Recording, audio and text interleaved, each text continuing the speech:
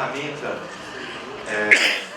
de informação, de comunicação social a partir das experiências que, como cidadão, eu acompanho da comunicação pública do legislativo. Por que eu resolvi fazer essa abordagem? Porque eu acho que é uma experiência muito simbólica de como a população é carente de informação, como a população quer saber das coisas e como que ela vem historicamente sendo tolhida desse direito de cidadania. Na medida que você tem, no transcurso da história do Brasil, um processo de controle e de monopólio do poder da comunicação de massa. Não é novidade, no Brasil, a maior empresa de comunicação, ela se constituiu a partir do regime antidemocrático, ditatorial, civil-militar, que se deu a partir do golpe de 64. Foram aqueles acordos explícitos em qualquer leitura básica de história que se constituiu um grande monopólio. O governo civil-militar precisava se comunicar com o Brasil todo, havia um discurso, uma pretensão nacionalista de unificar, de fortalecer a ideologia do governo no país inteiro, e havia uma empresa de comunicação que foi um dos pilares de apoio moral, inclusive quando das colunas, das matérias, não é? Da produção ideológica do discurso para legitimizar o golpe em 64, assim como também, se a gente for observar em outros momentos de ruptura democrática ou de ruptura política no país, também a imprensa, não é? A comunicação social, as empresas funcionaram de uma forma muito participativa, muito forte, muito evidente. Assim foi com o governo Vargas. Não é? Nós sabemos como a mídia, como a comunicação, como as empresas de comunicação foram muito importantes para o desfecho até o suicídio Vargas, e porque, evidentemente, o governo Vargas apresentava para aquele contexto histórico avanços do ponto de vista de direitos para a maioria da população.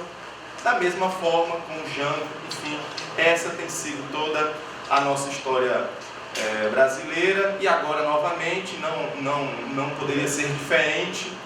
Novamente a gente percebe, para além da disputa político-partidária, político-institucional, da própria dos organismos sociais, das representações da população, dos elementos políticos, a gente percebe uma participação novamente muito intensa, muito clara, muito evidente dos meios de comunicação se posicionando e criando uma pauta política. Eu deixei de assistir, já não gostava muito de televisão, deixei de assistir esse tipo de programa porque eu acho que a gente precisa pensar a partir de pluralidade. Essa é a ideia da democratização da comunicação. Então agora eu procuro acompanhar blogs, portais, programas de rádio, de TV, né, esse esforço muito importante do movimento sindical, de entidades que têm origem nos movimentos sociais, de esquerda, para poder fazer pelo menos um contraponto, porque a informação é tão pesada, tão massiva, que mesmo para quem busca fazer uma leitura crítica do que está se lendo, se vendo, se ouvindo, é capaz de você ficar deprimido. Deprimido porque a tecla é a mesma, porque uma mentira vira verdade, né, se ela é repetidamente, insistentemente reproduzida. E segundo, porque você vê como é uma luta, você falou isso muito bem, uma luta do Davi contra o Golias, né? Uma formiga lutando contra uma floresta enorme, porque a força é muito grande. Quantos canais que representam movimentos sociais existem no Brasil com um programa de rádio ou um programa de TV?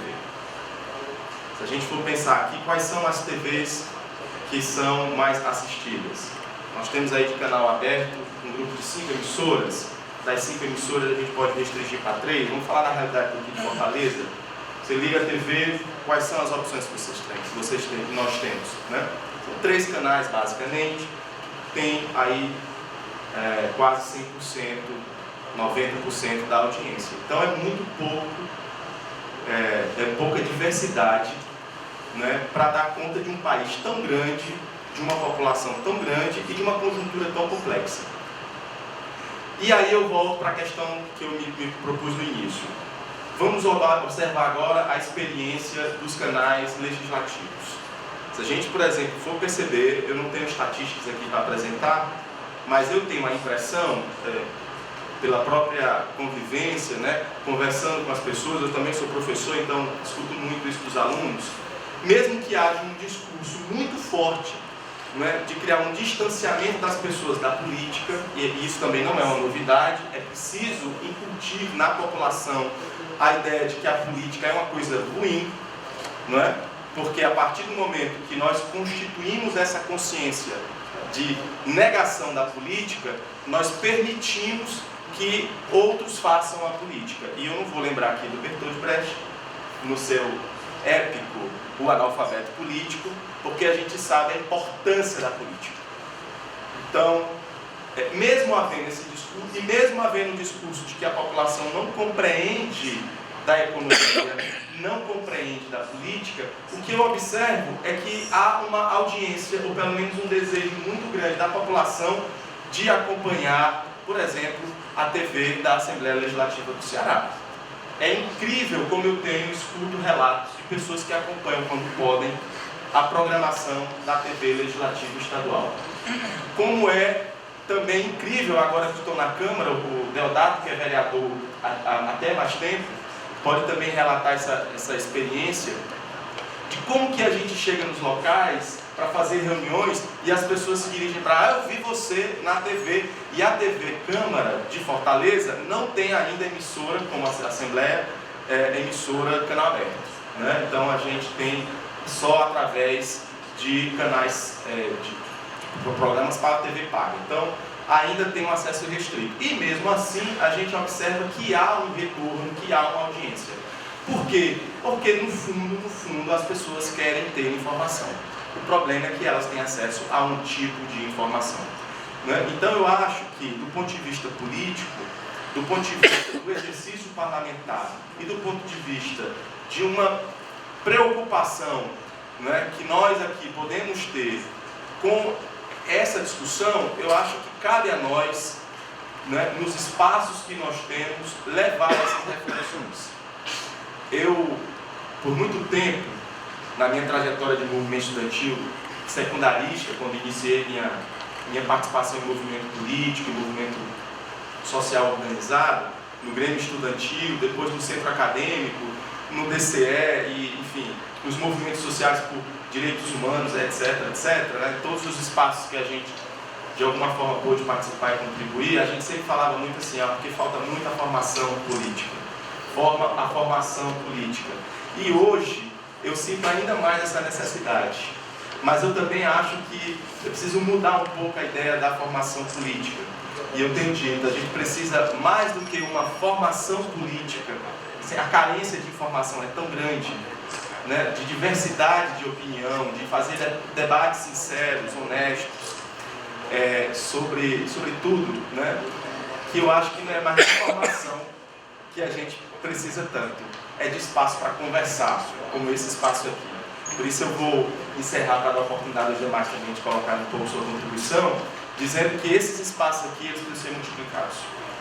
Para a gente poder se encontrar, para a gente poder conversar, identificar, né, questões que nos impedem de exercer plenamente a nossa cidadania. E eu não estou mais nem, Deodato, defendendo que a gente faça revolução socialista ou comunista.